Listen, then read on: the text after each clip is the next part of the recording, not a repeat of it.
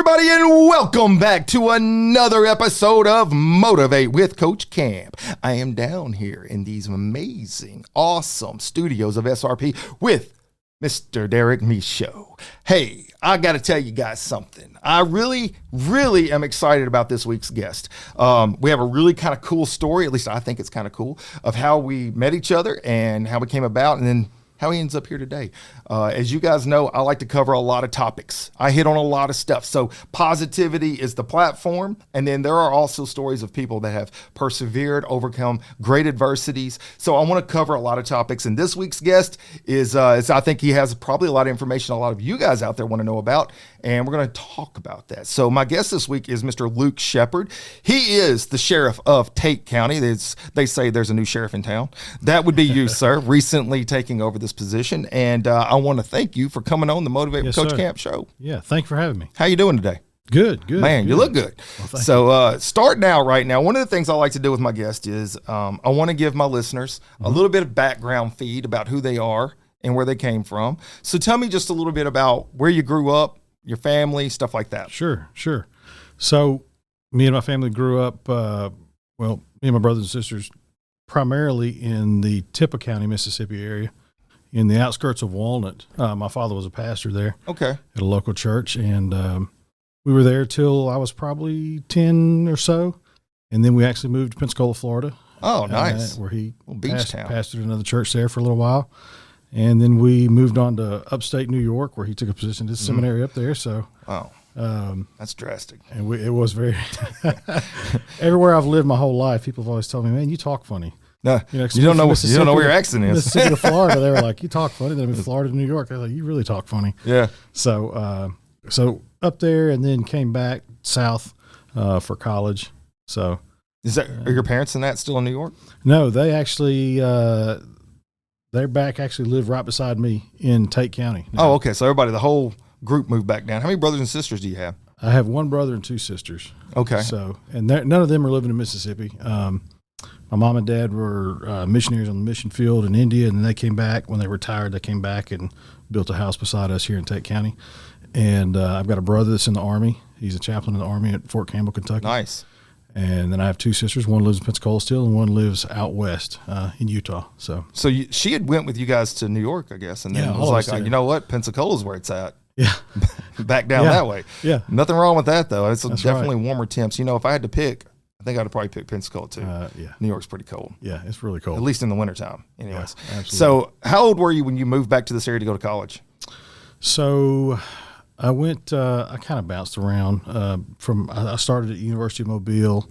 And I knew I wanted to finish at Mississippi State, so I had to go back to New York to take college classes at a community college there that would transfer, because I was technically a resident of New York still. So I knew I wanted to finish at State, but I couldn't afford out-of-state tuition to go to Mississippi State. So we moved back. I moved back home and lived with my parents for a couple of years, took classes, and I finished in Mississippi State in 2006. What were your studies? My major was, I had a Bachelor's of Science in Wildlife and Fisheries Science. Nice. So that's what I got my degree in. How about that? So you weren't thinking about ministry? No. Yeah. You were good. Your dad was a fisher of men. You wanted to be a fisher of fish. Yeah. Right. So what I did with that. So did you ever pursue that career field? Mm-hmm. You did? Yeah. When I graduated college, I got hired by the state of Mississippi as a conservation officer, game warden. That's what we call them. And they actually assigned me to Tate County in early 2007, and that's what brought me and my wife to Tate County. So did you meet your wife in college? No, I had actually known her all my life from the small church that my dad had pastored back in Tate County, and moved away. And then when I came back to college at Mississippi State, we kind of started dating. And so from Tate County, so you went to Florida and then to New York and then back. How many years was that in between?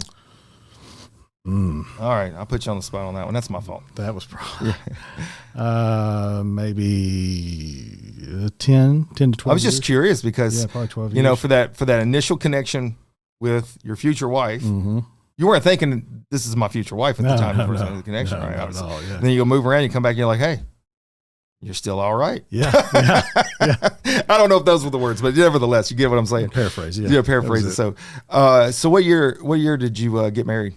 We got married in 2004. Okay. And then you have 3 kids, right? 3 kids. Yeah. 3 daughters? No, 2 sons and 1 daughter. 2 sons and 1 daughter. Okay. I have a daughter in the middle and 2 other sons. All right. And so how long were you doing the game warden stuff before you decide to move to a different direction? So I did that for about 3 years, and it was a great job and worked with some great people. For me, I just wasn't satisfied. I felt like there was more that I should be doing. And so I was going to church with a gentleman who was a lieutenant at the time at South Haven Police Department. He said, "Man, you should put him with us." So I did. I put in an application with them, and they called me, and I got hired on there. Worked there for about 2 years, and I wanted to really pursue investigations and other things. But because I was a Tate County resident, they had a policy that you couldn't really do anything that had a call-out capacity to it at South Haven if you did not live in DeSoto County. So I didn't want to move to DeSoto County, so I found out I could go to DeSoto County Sheriff's Office and do that. So as soon as I found that out, really, that was a deciding factor for me. So I wonder what that is. So South Haven wouldn't allow you to live outside of DeSoto County and work for them. Yes, they just wanted you. I mean, I don't blame them at all. It was just I think their mentality was, if you work for us and you're in a call out capacity, we want you to live in DeSoto County. Okay. So that you can respond in a timely manner. Yeah, it's always strange a little bit to me. I was in the military, and you could live up to 2 hours from the base. But you had to be able to respond to the base within 2 hours, because if there was something that popped off, as they say, you needed to be able to deploy quickly. And so anyways, it's just always fascinating whenever you have civil entities that require you within a certain area. But Memphis was that way. I was on Memphis Fire Department, as I was mentioning to you before we started. And they started out where you had to live in Shelby County. And then, I don't know, somebody glitched something on some paperwork. And they say, well, the way that this reads, the language, whatever the language is, they're like, you don't have to really. And then, man, everybody was like, change of address. Really? Mass exodus to Mississippi. Yeah. Even though people still working up there. But anyways, so it's funny because when we met, just to go, I wanted to get a little bit of backstory on you, to find out, a little bit where you came from, what put you on the paths that you were on. Growing up, before I get to this next part, growing up, did you not think about the ministry ever? Was your dad trying to gear you towards that? I did. So no, he never really pushed me in that way. Actually, my grandfather, my dad's dad, was also a pastor. He was in the Navy, and when he came out of the Navy, he was a pastor of several churches and retired from a church. Actually, retired from the church in Pensacola, Florida. And they were without a pastor for a couple of years, and then they called and asked my dad to be the pastor there. So that's what took us to Florida. But no, I never really have felt a draw to be in the, I guess per se, be a pastor. I do. I am a Christian. I do share Christ, and I think it's absolutely. I mean, you have to. It's a part of who you are, right? Yeah. You're absolutely right. It's a call. It's not something that everybody just wake up and be like, you know what? I think we'll try being a preacher for a little while. See how that works out. Usually it's like this deep passion. It's actually a little bit like first responder to the military. You do have to have this thing inside of you that's like, I want to do something bigger than me. It ain't about me. It's about service. And in the end, there's going to be a lot of sacrifice. And if you're looking at it for fame and fortune, you're in it for the wrong reason. That's exactly right. all of those things do apply. And you have a servant's heart. And so obviously law enforcement was the thing that drew you. But I was just curious if sometimes, I would say this. So I've had several guests actually whose family members were pastors or whatever, and maybe someone were missionaries. In fact, some of my in-laws are missionaries. They're in Yap right now as we speak, which I don't know. It's some island on the other side of the earth. Oh, wow. I have no idea. I don't think you can get there from here. But it's like they're deep on the other side somewhere. But so it's always interesting to me that when kids grow up and they're in that environment, and then they do something that's kind of almost exact opposite, but not really. Because being a police officer, person of the law, is a little bit different than being a preacher, obviously. But one thing I knew in the South, preachers' kids were always the worst. But you got to move around, so I think that saved you. I think kept you from being, because the Southern preachers' kids. I'm not saying I was not without fault either. No, but I'm just saying, like, I grew up in this little house on the prairie church down off of Highway 61 in Walls, Mississippi. We had a max of like, I don't know, 24 people in the whole church. And the preacher's kid was always a knucklehead. And I'm not saying I wasn't a knucklehead either. In fact, you look through my series, like, oh no, Camp's knucklehead now, but that's like, his kids were bad. But anyways, so that's fascinating. Well, to get to the story of how we met, and I think it's kind of cool. So I'd started my podcast, been doing it for a little while, had several episodes behind me, and I am I give blood regularly, lifeblood, and I just reached my 5-gallon mark. Nice. It's not that big, but it's big, kind of. To me, it is. Yeah, it is. It takes a while to get there. And you come in, and you got DeSoto County officers. You know, you're in uniform, right? And you sit down, you're giving blood. And so I had just had Sheriff Tuggle on my show. Yeah. And I happened to mention that to you. Strike up conversation. Weird fact about me, fellas. Not shy. Talk to anybody. Wife will tell you. Can't go to Walmart for 5 minutes. Going to be there for a minute. And so strike up conversation, and I'm asking you about Sheriff Tuggle, and you're like, well, you know, I may be having to leave very soon. And then you say, I'm running for sheriff of Tate County. And I said, wait a minute. Are you Luke? And you're like, I am. I was like, I've been seeing your signs everywhere. So that's how we became acquainted. Was we were literally spilling blood together. Yeah. So that was pretty awesome. Well, all that said, at that point in time, you were in the middle of the election. So it wasn't over with you. I don't know how far out we were, but you were. I can't remember. You still had some time to go before it got there. There were some election processes. But I mentioned to you, I said, if you make it, and I felt like you were. I felt like you were because I had actually heard your name a ton from law enforcement friends. I have friends all over DeSoto County that are in law enforcement in every city and all over in DeSoto County for the department. And they had said your name several times. And so I didn't know you before I knew you. Right. You know what I mean? Right. Yeah. But I did know of you. And so I was like, well, I think you're probably going to win. So I was like, if you win, and I think you will, would you come on the show? And you were like, yeah, I'd love to. It's like, yes, that'd be awesome. Absolutely. Because here's what I like. So I had Sheriff Tuggle on the show before he became sheriff. In fact, his episode came out the day before election. Really? It just fell that way. It wasn't intentional. It just happened that way, which I think God had something to do with that, to be honest with you. It's my opinion. So it was interesting because I never have had a chance to get him back on the show to ask him what it's been like. So at that time you were running for it. You've been a law enforcement officer for how many years? A little over 17. 17 total years. And was it all in this area? Yes. Yeah. So I was in, between Game and Fish, South Haven, and DeSoto County Sheriff's Okay, so it's Office. all northern Mississippi stuff. So you knew this area very well, obviously, and this is where you grew up a lot of your years. Right. So when you're getting elected to the position, the moment's happening, you see it's going to go that way. What's some of the thoughts going through your mind? Because this is the part I wish I could ask Sheriff Tuggle, but now I got Sheriff Shepard. So I'll get to ask you. So what is like, you're watching the results come in, it's an elected position, and you're thinking, this is going to happen. So what's going on? You really don't know, especially in Tate County, you really don't know until it's right at the very end and they start counting up, tallying the boxes, so to speak, at the different polling locations. And for me and my wife, I know, and all the people that helped us, and it takes an army. I had no clue. I had never had any family members that have been that ran for a position, a political position. I'll say it like that, or elected positions. Yeah, anything. I had no concept of this. I just said, hey, I feel like this is what I should do. So the army of people that stepped up and helped us was phenomenal. But I guess to the point, you really don't know until you get right there to the end. But you just know, hey, we've done the best we can. Whatever happens, it's in God's hands. It'll happen. And then as the results came in, it came in very favorably. Yeah. Very favorably for us. So. Yeah, so going into that, and you said that you didn't have an idea about how much work was going to be involved. No. When it starts to materialize and you realize how involved it is to run for a position, did that at any point start to make you second guess?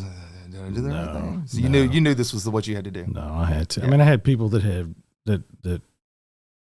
not to sound corny or cliche, but people that really believed in me and had expressed that. I think that has to be there. And I had people that donated money to me, and so I couldn't go back, even if I wanted to. I couldn't go back on them. I feel like I was letting them down and myself. So sure. No, it was never I was definitely ready for it to be over. Yeah. Yeah. But backing out of it was never an option. So it's funny because on my show here, prior to the podcast, I have friends in all facets of life, which is just because I talk a lot, right? So if you're outgoing and you meet people, they remember you. They don't always like me, but people always remember me usually. But I have a lot of friends. Yeah. And so I had never really dove much into politics. I vote every time there's a vote, right? So I have my opinions and my values that I stick to. But I'm not one of those people that walks around hyper-polarized about politics. Right. It's just not there because ultimately all we can do is vote. And then whoever gets put in that position, you got to pray for them and hope for the best. That's really it in life. That really is. Yeah. that said, I never really talked to people that had went down the road of politics or running for any office, any elected position. And the thing that you said is the very thing that has come up each time. And Dan Eubanks was just on my show. He's running for United States United States Senator. Have Mike McGill, which is running for Congress. And then, of course, Sheriff Tuggle. And one of the things they talk about is you don't go into something where people are having to, they're going to have to vote for you. And you're going to do it by yourself. You got to have an army of individuals that have to believe in you. Because ultimately, I think the important thing is people that vote, they should vote for the person because they know the person, or they cherish what that person brings to the table for whatever that position is. Right. And get away from party lines. I think too often, that's one of the things that I have grown, I want to say wiser as I've gotten older, is to look past a title, look at the person, that's right, understand where they're coming from. And that's whenever this podcast started to develop. I said, you know what? I never want this podcast to be a bantering podcast where people come on and then they're able to shoot down something or whatever, put themselves on a platform. I wanted to tell people stories. I wanted to connect with the individual. And that's what people have to do if they're going to vote for you. That's right. And it sounds like that's where you came from, was a position of you wanted to make a difference. You knew what you could bring to the table, and in the end, others had to believe in that, and they did. That's right. That's exactly right. So when you got to that job and you start working as first day as sheriff, first day you walk in, you've been a cop for 17 years. When you walk in, what's the feeling? I got to know this because I've never been sheriff. The feeling was, I have a lot to learn. I think that's fair. That's a fair comment. I don't know if you know this or not. My listeners might would. For those that watch every episode, and for you guys, I should give you a challenge coin. I'm going to work on something like that. If you watched every episode, we're going to work on something. So I started out to be a police officer. I have several family members of police officers. I have my associate's degree in criminal justice from Northwest. That was my direction. And then I went in the military, and then I met a person that was a firefighter. And I said, that sounds really awesome. Yeah. You guys are off 20 days out of a month. Oh, yeah, that would be nice. What? Yeah. I was like, yeah. And I always thought I'd be cool to be a EMS person. I didn't know that I could pass any of the classes. Now I teach it. Go figure. Wow. And I was like, I know. My mom says that all the time. She's like, wow. How's it possible? Tough. Yeah, I don't know if I could do it. Well, I made C's and D's in school, so nobody would have bet money on me. They would have been like, no, he's the underdog. That dude's coming in last. But it's just when you find that passion, you know how it is. It's like hyper focus. So you come into office and your first thought is, wow, this is a lot. This is a lot to learn. So one of the questions I like to ask folks is, what about the job, now that you've been there, how long? Started the 1st of January. So I guess we're into your third month. Right. Starting into the third month. What about the job so far has been what you thought it would be? And what about the job has been something you could have never foreseen? Sure. I would say definitely something that was kind of, I expected it to be, and it is. We have a lot of really, really great men and women that work there and have been working there that are phenomenal. And they, I guess, having the ability to work with them and to see their insights into the way they do things is about what I'd expected. As far as something completely different from what I was not expecting is the amount of foot traffic that we get into the sheriff's office and people that, as a sheriff, I think people want to see you. They don't, even though you have deputies and there are people that are in all different, investigators, and there's people that work in the jail, and we have a bevy of people that work everywhere. A lot of people want to come in and they want to talk to you. Yeah. And so I can plan out my days, but a lot of times it's I don't get the things accomplished that I had planned because people just come into the sheriff's office, and I really enjoy it because you get a chance to meet people and see people, and I would say probably most of the time they're there because they have some kind of an issue or a problem that they want to see you and ask you your help for, or help with. So, and I'm honored to be able to do that, but it's, that was, I had no idea the volume. How much you were going to have personal interaction with individuals, huh? So it's funny because, Mayor Johnson was on my show. He was one of my first politicians, if you want to call it that came on. And I think that was the one thing that stood out to him was about the impact he was having. And he realized that he couldn't mayor behind a desk. He needed to be out there, engaging with individuals and listening to things. And he said that one of the things that really drove him was he liked to see himself as a problem solver. You know, he likes to be able to take in information and then consider the solutions. I would imagine being a sheriff, it's much the same thing. Since you just said people coming in with different issues, you can't make everybody happy. That's one of the things he mentioned. You can't fix everything. That's just not feasible. But for you, obviously 17 years, I mean, I don't want this to sound derogatory. Police officers do not take this wrong, but a lot of times police officers have to be babysitters to society. Yeah, sometimes I worked in Memphis. I witnessed it firsthand, and they're just mitigating an argument. You know, it's not that that's downplay, but it's just like you're constantly listening to somebody else's problems and you're trying to help solve that issue for those 2 individuals or 10 individuals or whatever it is.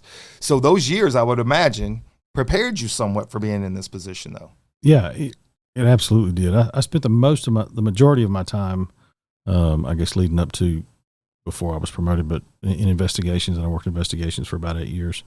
And then the last probably, I don't know, three and a half prior to the election, I was a major at the DeSoto County Sheriff's Office. So it was dealing with people directly.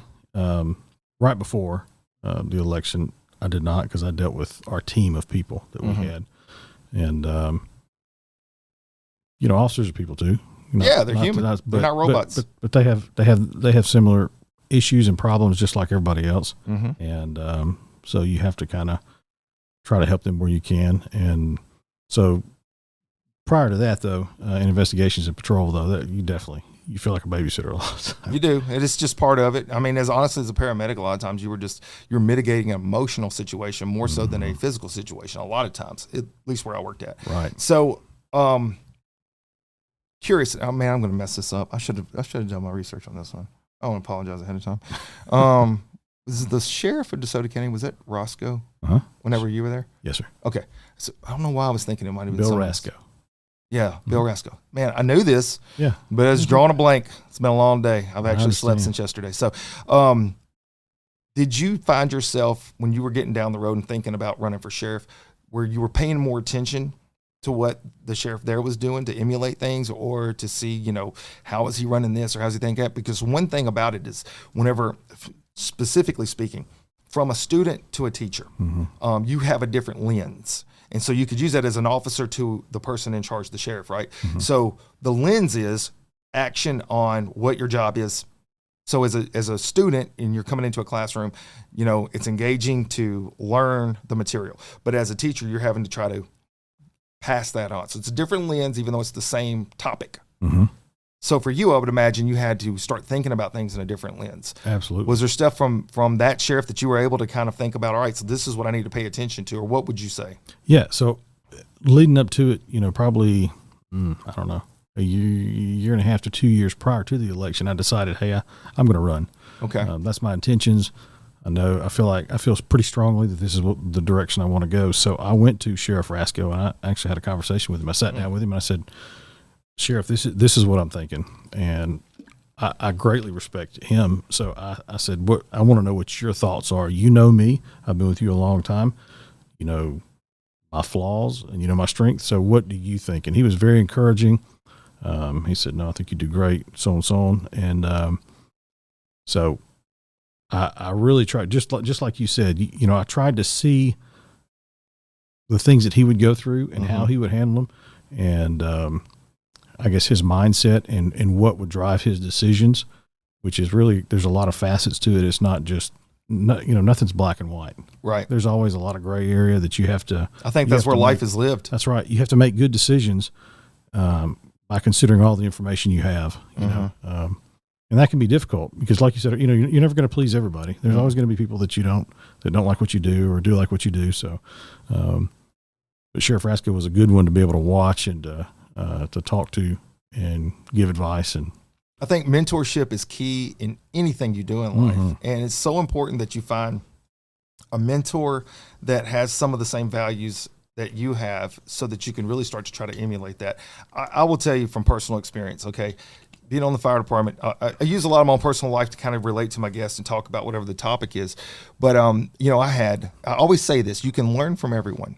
And I had lieutenants and chiefs that I would pay close attention to how they handled things. And I would say, I'm never going to do it that way. Same. So I would learn how not to do things. Right. But when I found those lieutenants and chiefs that they really I saw how they, whatever the situation was, how they mitigated that problem, and they were able to relate to the employee, so the subordinate, if you want to call it that, and not make them feel less than, but understand the situation better, whatever was in front of us. I was like, oh, I've got to hold on to that. I've got to hold on to that and make sure that whenever I get older, and when I'm in these positions, I try to do the same kind of approach. I do that with so I take on those roles personally. Coach Camp is a bigger entity than me, the person. For me, it was always about a platform of positivity, but also in the same light to shine an opportunity for other people to take on that leadership role. Leadership's everything. And wherever you go in life, you're going to need some positive, strong leaders. So when I'm in the classroom teaching and I have these students that come through, we have now multiple students that have come back to teach with the college. So they'll work as a part-time job teaching with the college. And I've started paying better attention. Early on, it was just me teaching the students how to do the job. Now, whenever I see those students coming back around and they're like, hey, look, I may want to come up here and teach one day, I'm now going that next step further, trying to mentor them on this is what I'm doing behind the scenes, and this is why I'm doing it, and this is how it's influencing you, the student. And I've seen those students come back as instructors, and they make phenomenal instructors. So I point all this out because I wanted to get your take on it, and I also wanted to kind of throw in that little taste test of this is how I'm doing it as well, and you see such a better product down the road. Realizing what you're doing right now is such a temporary moment in life, and it's going to be passed. So if you're not passing on those tools to the next generation coming up, you're wasting it. Absolutely, absolutely. My goal going in was when and I'll just be transparent, I've told people this from the beginning, but my goal really is if I can win 3 terms as sheriff, I want to try to do 3 terms and then retire and spend time with my wife and family. I could retire in 2, but I would prefer to do 3. But my goal is whenever I retire or whenever I see that I'm being voted out or I retire, one or the other. Right.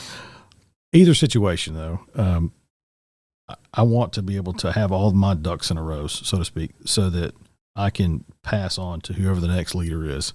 To me, that, like you said, leadership is a very, it's a very needed thing. I think a lot of people have kind of a skewed, in my opinion, view of leadership because they feel like, well, leadership. It's because they've been around some bad leaders. That's right, and it'll do that. It'll taint it. Oh man, yeah, it makes you feel like that there's a situation that's out of your control and things aren't going to get better. And that's kind of the point too. That's why I'm actually molding all this, is because it's not just the fact that here you are in a new position. You're the new sheriff in town. I like to say that over and over. It's the whole thing. There's a song about it too, I think. Here you are, but it's now, you start now thinking about the generation behind you. And it sounds like that's kind of what your goal is to find those individuals that are coming along that have the good qualities that you could pass on some knowledge, information to, and then ultimately realize that that's going to carry forward. Because look, I ain't gonna lie to you, I don't know how many more years I got teaching. I don't know. But my thought is always this: we are not guaranteed tomorrow. Anytime we could wake up dead. That's just the way life is. And if you haven't been doing something today, you may have lost your opportunity. So every day I wake up and go to school, I remind myself of that. It's a true story. My students that watch these things, I promise you, you're like, Coach Kent comes in, he's fired up. I am, but it's intentional. That's the thing. It's not by accident. I'm coming in and I'm really seriously thinking about how am I going to impact these students today? What am I going to say or do today that they're never going to forget? Because you don't know. You don't ever know when you're having that moment. And so now here you are in a position of leadership, and you just touched on the fact that these people are coming in from citizens and they're looking for you. They want to see you. Well, that's because they realize you have something to bring to the table. And it's not just that, though. It's also going to be those folks that work under you that need to see that leadership in action, and they're going to take something with them. And you never know what day you go to work. And it's hard to have a good day every day. It's impossible. We're human. But you never know when you're going to do something, say something, or do something a certain way where people look at that and they're like, man, I remember when this moment happened and Sheriff Shepard handled it this way. God, I want to emulate that. And I think about that every day that I go to work. I'm like, I don't want to be the wrong example. And that that's what drives me to constantly stay focused. So I think we've hit on some good stuff. We're at the halfway point. I always take a break here for the sponsors I don't have, because I need sponsors. So if y'all want to sponsor me, I need some sponsors. That would be really good, because then it helps fund this place, baby. But we're going to take a quick break. When we come back, we're going to hit on some other stuff. We're going to go down that road of what it's like in the city and some of your vision for that city. So come come right back. A great opportunity awaits. The Motivate with Coach Camp podcast is now in its second season, and we are excited to say that we have listeners all over the United States and in 19 countries. If you have a company and you're interested in some very affordable advertising, while at the same time supporting a great cause, please go to motivatewithcoachcamp.com and fill out that sponsorship page, and we'll get right back to you. You can support the podcast through donations on Venmo at Motivate with Coach Camp. Thank you to all the listeners and guests who have blessed this podcast with their engagement and involvement. Welcome back, everybody. So, as you guys know, you've been checking in here for the last 30 minutes or so. I'm here with Sheriff of Tate County, Mr. Luke Shepard, and we kind of got a little bit of a background, where you came from, what motivated you to get going where you're going, and what you've been doing. And now I want to kind of jump into a little bit of the information that people might be interested in about Tate County itself, the vision you have for the future. We now know, which I did not know, so these are always like, I don't know where these nuggets are going to come in. Right. This is good. Just 3 terms is what the goal is. So, hey, look, guys, this is good. This is good. So Tate County has a population roughly of 30,000 people. It encompasses Senatobia, Coldwater, Arca-Butler, and Independence. All right. And it has taken me a long time to say Arca-Butler because I am from Mississippi, so I always say Arca-Butler. And there's an ER in there for me. But anyways, so you have 4 cities. I don't know what the population base is of each of those cities, but 30,000 roughly as a whole. And how many terms? I guess it's the same for every sheriff's office. How many terms, or how many years it is for one term? It's a 4-year term. 4-year term. Okay. Yeah. So then you're in place now for the next 4 years. Correct. All right. Yes. And when you come into office, we've already talked a little bit about it in the first part of the show of, some expectations you had, things that you felt like was going to be, and then some things that were there that you didn't recognize or didn't realize was going to be there. And we've talked about your mentorship from the previous sheriff that you worked for in DeSoto County. So all of these things said, I think it's fair to say it doesn't matter what position it is, whether it's a congressman, a senator, the president of the United States, you're going to come into a position and you're going to have a vision for yourself. And you're going to say, all right, well, this is where I want to take this because these are some of the problems I see. And this is how I think we can impact it for the positive. So are there anything you want to, give me some things, share some things that you see that need to be addressed and how you're going to address it. So some of our goals going in that I wanted to see accomplished, some are not going to happen immediately. Some take a little more time than others. But one of the things we did right off the bat was we tried to get everybody a raise, the officers and the jailers.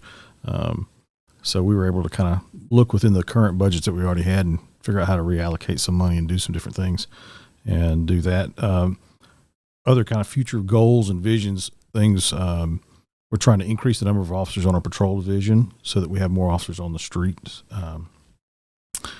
We also want to expand our school resource officer program and see that program grow. We got some great SROs.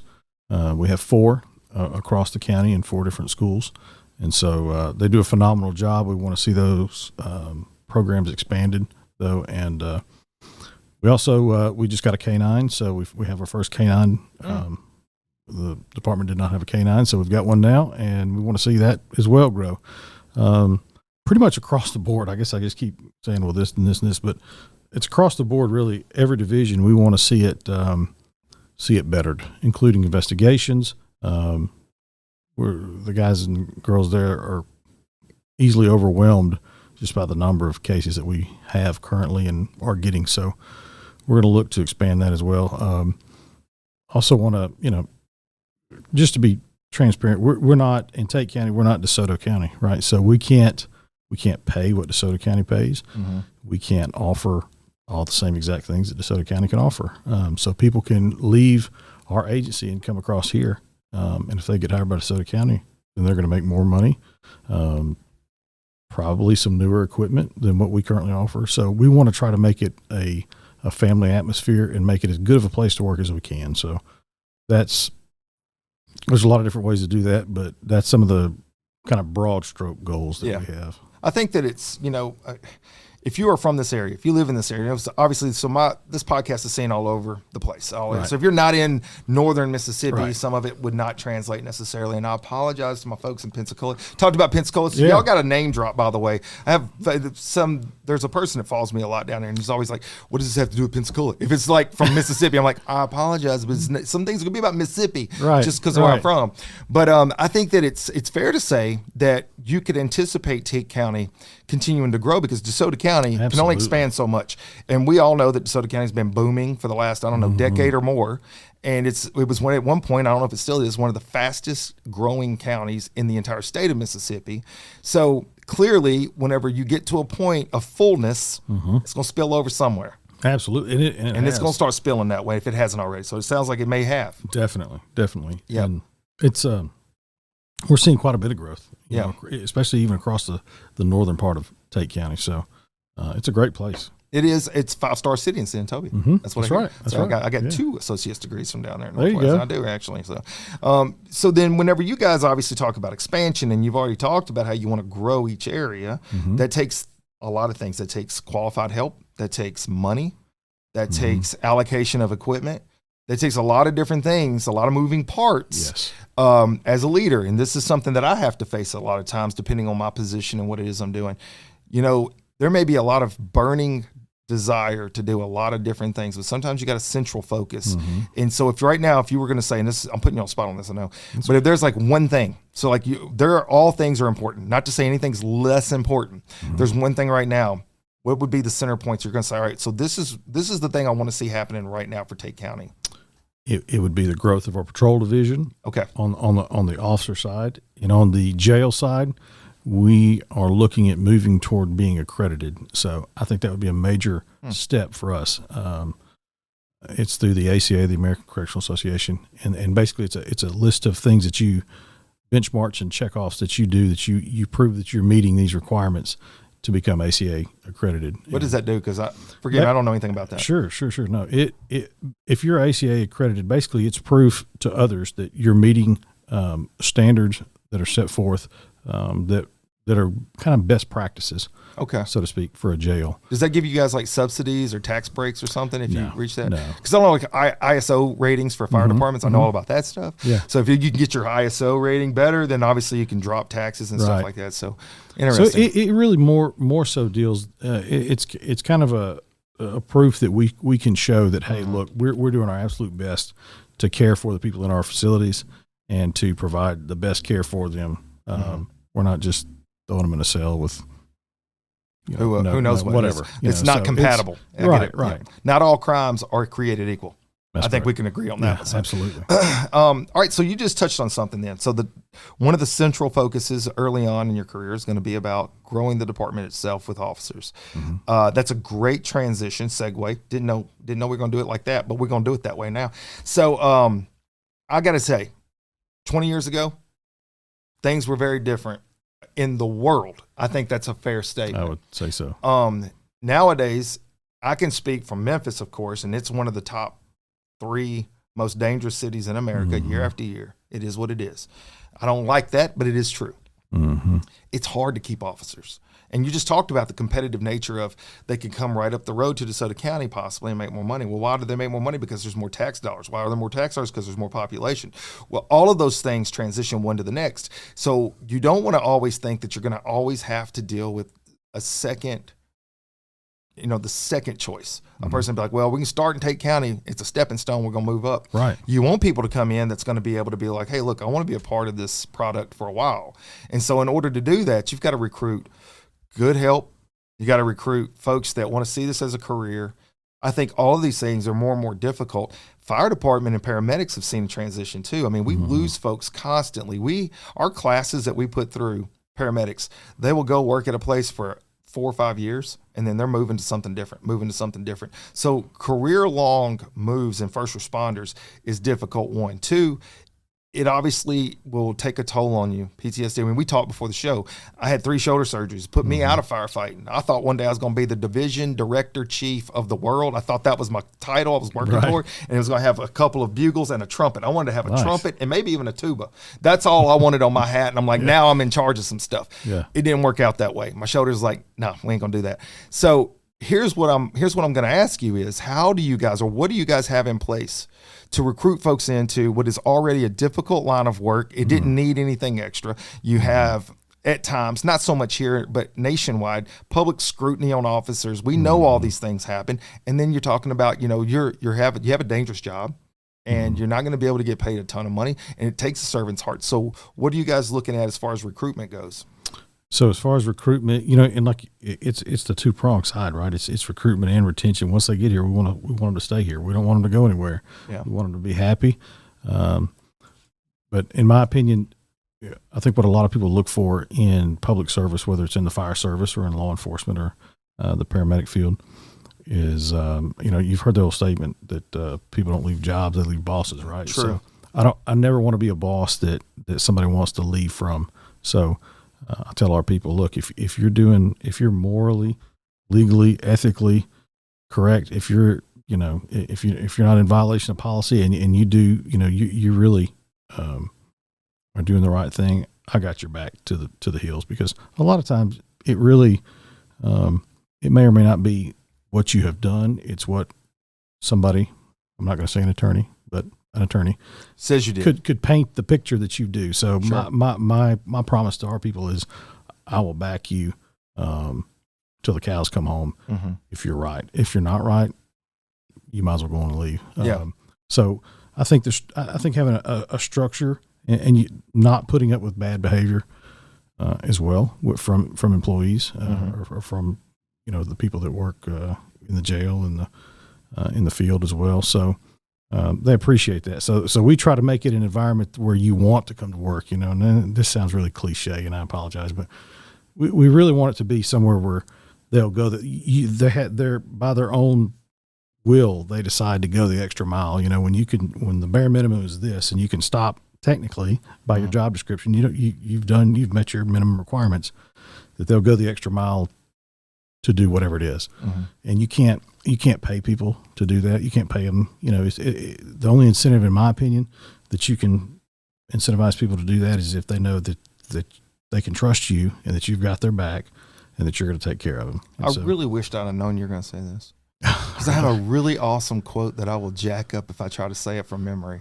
But it's the gist of it is that a player will go the extra mile for a coach when they know the coach cares about them. And that's probably paraphrased. It's a little deeper than that, but in essence, that speaks to leadership. And I know I use a lot of coaching analogies, me being Coach Camp, but it's true to form that when a person knows that you care about them, then they don't want to let you down. You talked about this at the beginning of the show, how people had showed their support and love for you and had went and done all the stuff to help get you down the road of being able to possibly be elected. And there's a lot of work that goes into that kind of thing. And you couldn't back out even if you had doubts yourself, because you didn't want to let them down. Well, that comes from the fact you knew they loved you and they cared about you. That's the same thing as a leader. And I don't think that there's anything wrong with holding people accountable. My students know I have a hard line of accountability. Absolutely. You do these things, you will always be successful. And much to your point, it's a little different, but still the same point is, if something is called into question about the student, but I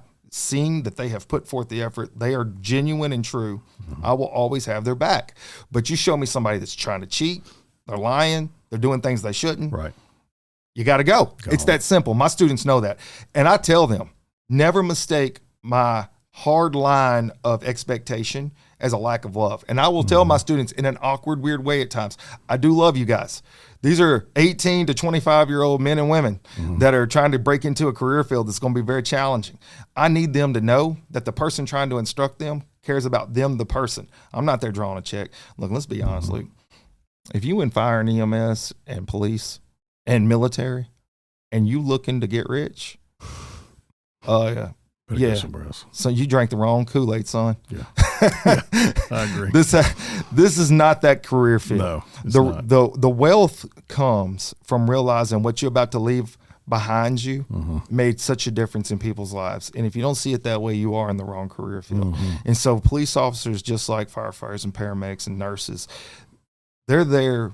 If they are there for the right reasons, they're there to help other people. And so going the extra mile should be easy. But I think you hit on something that's really true. When you find those officers that are bad actors, or you find those paramedics that are bad actors, and so on and so forth, it comes from a lot of times, not all the time, a lot of times, bad leadership. I always say this repetitive bad behavior comes from bad leadership, because there's always going to be those individuals that choose to do wrong. So the fact that you're saying you have accountability, I know the citizens of Tate County appreciate that. They want to know that you have the officers back, but you're also going to keep them accountable. You also need to know that the goalpost ain't moving. It ain't going to be this for Bobby. That's right. And this for Susie, and this, it's going to be the same across the board. It has to be that way. You had 3 kids. I got 2 kids and a stepson. If I did something just a little bit different for one than I did for the other, and whether that is punishment or that is benefit, you better believe they're calling me to the carpet on it. Oh, yeah. So it's going to be the same thing for you. So you're starting your legacy now. So you got a good opportunity, I think, probably to set a standard and then keep people to that as you move forward. So we talked about a little bit your recruitment process. This, I think, is something I'm starting to see more of. I'm not saying it wasn't out there before, but maybe I'm just paying more attention. And that is outreach to community. I work with Stacy Dodd, who he does the Hope Center. Yeah. And I'm one of the folks that comes in and speaks. So motivational speaker, no surprise there, with the Hope Center and the children. But when he got me involved with them, it was a obvious moment for me, because here it is, you get to come in and speak to kids that are from 4th grade to 12th grade and give a positive impression on life. And some of these kids, they may not come from a background they get to see that. So that said, I know that that's going to drive them in a better direction. Is there something that you maybe have thought about for the officers to do for community outreach? Yeah. So we've got a couple of ideas. Some of the things, I'll just be completely transparent. I stole the idea from previous. I don't think there's anything wrong with that. Borrow good habits. That's right. That's right. I've seen it be very successful. Sheriff Rasco had it, and with a couple of things. What you want, what my goal is that our sheriff's office will be transparent, and it's not, we're here to serve and protect, whatever. But at the same time, we want you to be comfortable with us. And not to think that, well, they're just hiding stuff and there's some grand scheme that they're trying to pull up there. So our goal is, in the near future, we want to have Citizens Academy. So what that entails, and we did it here in DeSoto, is people from the community can apply to go through it. And it was a 10-week program. We did it. And basically it entails, don't think running Push-Ups Academy. Think it's really just to educate and to show the community what we do and what we have. So it's jail tours, it's meet with the district attorney's office, it's go through an investigative platform, a patrol platform, go through dispatch, and basically to see all the aspects, the court systems, everything that we would deal with. And just to be transparent. I think a lot of times people, they do get a better appreciation for something if they understand the process and what's going on and why it's going on. That was actually just goes hand in hand with what Stacy Dodd is actually doing right now with the Hope Center. Is he's trying to set up a position where he's taking kids, because we have mentors that are attached to each kid that comes into the program. So they are signed up with mentors. So they have one-on-one counseling, help, etc. But he's also trying to set up a platform to where he can bring kids in that are interested in business or running a 501c and be able to start teaching them at a very early age what the process is to become a nonprofit leader, which, I got to be honest with you. I think there's probably a lot of adults that would love to get in on those classes. Oh, yeah. I mean, it's not an easy thing. And I've come to find this out working with so many different nonprofits now coming on my show and stuff. They just start with a passion and a vision and a love, and they let it grow naturally. And sometimes that's easy, sometimes it's not, depending on what the process is. But in the end, what I'm saying is that education to others will inspire them to be a part of the process and to understand what you guys are going through too. So community outreach is huge, obviously. Yes. And that builds trust and faith. And you talked about this earlier, so I'm going to bring this back up because this is something I think if you are a citizen in any county, any city, doesn't matter where you are in America, there's a few common areas that most people would agree to, and that is they want to feel safe about their environment. They want to feel safe for their kids. They want to raise them in a healthy place where they don't have to worry about every time they step out of the house something bad could happen. And let's just face it, in America, it's sad to say, but our schools are not as safe as they once were for obvious things we've seen all across the news. And you never want that to happen. And the one thing that you hear a lot of people say was, I never thought it would happen here. Right. Well, so we can't have that mentality. We can never have that mentality. It doesn't matter how small the place is, how off the beating path you are. You have to assume that could happen anywhere and everywhere. At our college, we do active shooters drills all the time, at least once a year, maybe twice a year at times. So for you guys, you said you want to increase RSOs. What does that look like? Is that an officer with a cop car? Is that like 2 officers in 1 car? How is that going to look for the 4 schools you were talking about? Yeah, so our school resource officers, currently the way we have it, like I said, we've got 1 for each of the 4 main public school campuses in the county. Something that I'd like to do to kind of further that program as well. We have a summer camp program. That's good. With the kids, and it could be any group. The group that we've historically did was like 3rd through 5th grade, and we would again, they could apply, get their parents to apply, and it was a week-long ordeal during the summer, and it was sort of similar to the Citizens Academy but geared toward kids. And the thought is, when you're in the schools, I don't know if you've ever been to a school with a school resource officer and walked around with them, but it's one of the greatest things. Traditionally, I always thought, when you go to a school resource officer as a cop, that's kind of like the last step before you retire. You're pretty much you're on the back end. Right. Yeah. Totally not so. Yeah. Our guys in Tate County do a great job. DeSoto County, they do a great job as well. You go around, man, people giving you high fives. Yeah. It's just like you're my daughter tells me all the time. You're a superstar. Yeah, absolutely. She talks about their officer that's at their school, and they love him. If you're ever having a down day, just go to a school. Yeah. See the school resource officer and let him walk you around for a minute, and they'll give you high fives too, and you'll feel much better. I mean, there's TikToks all over the place of officers, dancing with the kids or something, and it's just, you're absolutely right. And I think that there's a bigger picture on this, if you don't mind me saying, and that is, depending on where you live, I'm not saying it's everywhere, but I'm saying it does exist, where kids may be brought up in an environment where they feel like cops are the enemies. They can't trust a police officer. Oh, absolutely. That's the other side of, besides the fact that they're in the school and they're keeping the kids safe. And, there's all this debate about, we don't want guns in our schools. Well, if the bad guy has the gun in the school, I want the good guys to be there with the guns in the school too. And the other side of this was that there were kids that I started realizing they see the cops in a different light now. They realize, hey, these are our friends. They're here to help us out, and they're here to be a part of the solution, not the problem. Right. And so there's a big community work that comes into play with RSOs.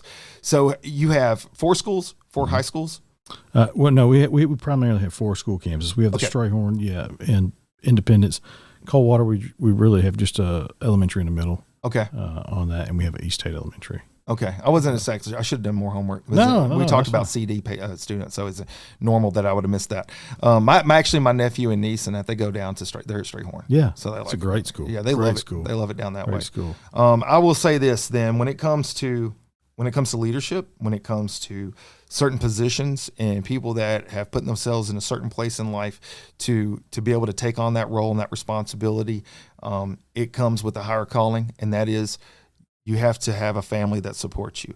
So as we're getting close to the finish line, you want to talk a little bit about your family and how they signed on for this sheriff trip? Because I know right now they're watching the podcast and they're like, he ain't even mentioning his wife and kids, and we've been through this road too. So I think it's worth at least talking about. Yeah. My wife was, I told her early on, I said, look, if you're against this, I'm not going to do it. It doesn't matter if I feel like I want to do this, but you've got to be with me on this. And so she was very supportive. It really, politics can be really nasty, I found out. It can be. So she was very, very instrumental. She was with me the whole step of the way. The kids, they were great as well. They helped campaign and go out and hold signs and do different things. My mom and dad helped.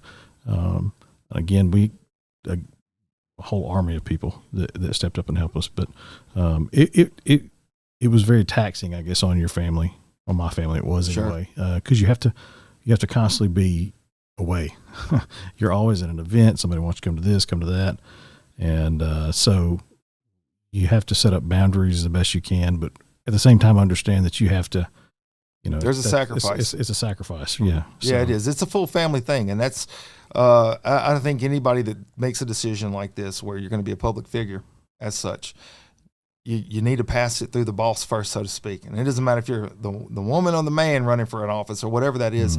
It's a team effort. If you're married and if you have kids, you can't leave them out of it, because now, you are an entity, so to speak. So anytime you take on a position, whether you're the mayor of a town, you're a judge even, right. Now you have a position, and your family needs to be Yeah. on board with that. You should not throw them into that. So I figured that you had some great support system there, yeah. but I would be wrong if I did not give them some props and bring them into the conversation at the Absolutely. end. So definitely, my wife has already said, she's like, you know what, you can take this podcast thing, that's fine, but I'm not ever coming on your show. She's given me some clear boundaries. Yeah. And I joked for a long time she never listened until she started listening, and she found out I mentioned her, and then she's like listening to all of them. She's like, why did you talk about such? So if she makes it to the finish line, she'll be like, here we go again. Here we go. But she takes me, I think, pretty good. She's probably saying that right now. Yeah. But she did mention to me, no politics for you, mister. Yeah. I'm like, all right, well, Yeah. I don't think I would be good at that anyways. That's not my gig. Yeah.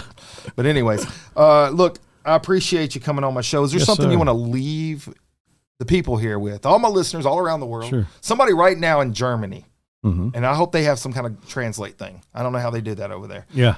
They're watching this show. So what would you want to leave all my listeners with, and the people down there in Tate County that you work for now? I would say for the ones who are outside of Tate County, come see us in Tate County. It really is it's a great place. We have a great relationship with our board of supervisors, our county office, county administrator, board of supervisors. They're phenomenal. It's really been great to be able to work hand in hand with them, and they're very supportive. So I really feel like Tate County is on the verge of really growing, and it's a phenomenal place. And to the men and women that I get to work with and call friends and coworkers, I'm very, very grateful for them, and they do a phenomenal job. And I'm glad to be able to work alongside them. I don't, to me, it's, you heard the old saying, you can't push a water hose, right? You got to pull it. So you got to be out front, and you got to be there and be present. So I want to always be present and be there with them, So it's a good team. It's a good team. I'm really looking forward to the years ahead.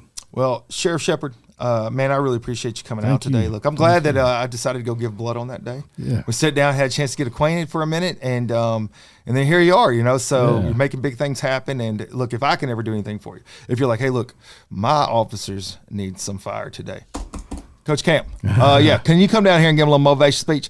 Bam! I'm on it, baby. Yeah. I'm coming down there. I'm bringing the I thunder. may call you then. Do it, baby. I promise you I call will. Look, to my listeners, thank you guys so much. You come every single week. You guys are tuning in. You're sending me messages. You're subscribing.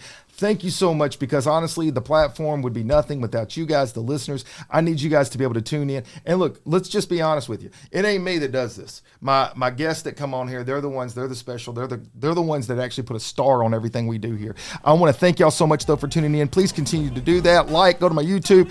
And until next time, Coach Camp out. I love the chase and the hunt, and I set the pace when I'm running. I always take what I want, and I always give it 100. Don't need a bank, no, I'm funded. Play the game like it's nothing. I'm always thankful for something. Don't take for granted, stay humble. Now wake up, it's time to look at the enemy. Look in the mirror if he is no friend to me. It's not working out, maybe it's the chemistry. It's time to break up so I can make a better me. Better believe in your mind, cause it's everything.